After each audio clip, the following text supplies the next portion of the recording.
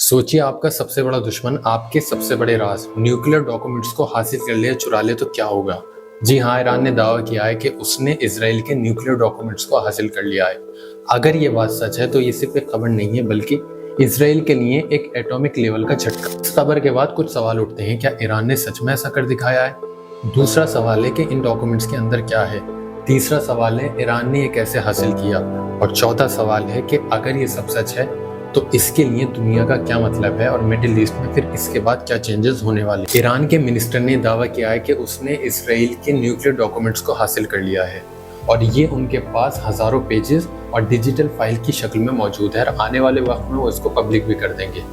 और इसराइल के जो न्यूक्लियर प्रोग्राम है मतलब कि उससे पर्दा हटने वाला है। ये बात इसलिए बड़ी है क्योंकि इसराइल ने आज तक कभी भी एक्सेप्ट नहीं किया है कि उसके पास न्यूक्लियर बॉम्ब है। लेकिन एक सवाल ये उठता है कि क्या ईरान ने अभी तक कोई सबूत दिखाया है? तो बिल्कुल नहीं। अभी तक ईरान ने कुछ भी ऐसा नहीं शो किया जिससे ये क्लियर हो जाए कि सच में ईरान के हाथ में कुछ लगा है।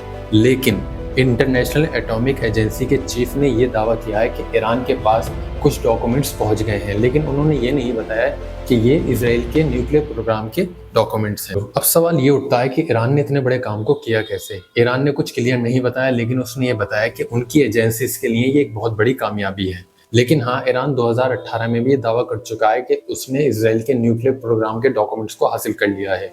अभी तक इस पर इजराइल का कोई रिएक्शन नहीं आया, लेकिन ये कंफर्म है कि इजराइल में दो लोगों को मतलब कि दो इजरायलियों को गिरफ्तार कर लिया गया है जिन पर यह शक है कि ये लोग ईरान के लिए जासूसी कर रहे थे और इजराइल ने उस पर एक इन्वेस्टिगेशन भी बिठा दी है।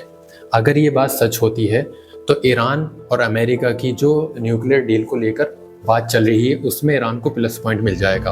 और दूसरी चीज़, इजराइल की सिक्योरिटी के ऊपर एक बार फिर से सवाल उठाया जाएगा। और तीसरी चीज़, अगर ईरान ने ये पब्लिक कर दिया तो इजराइल के लिए एक बहुत बड़ा झटका होगा। तो मिडिल ईस्ट में फिर से एक बार हलचल होने वाली है।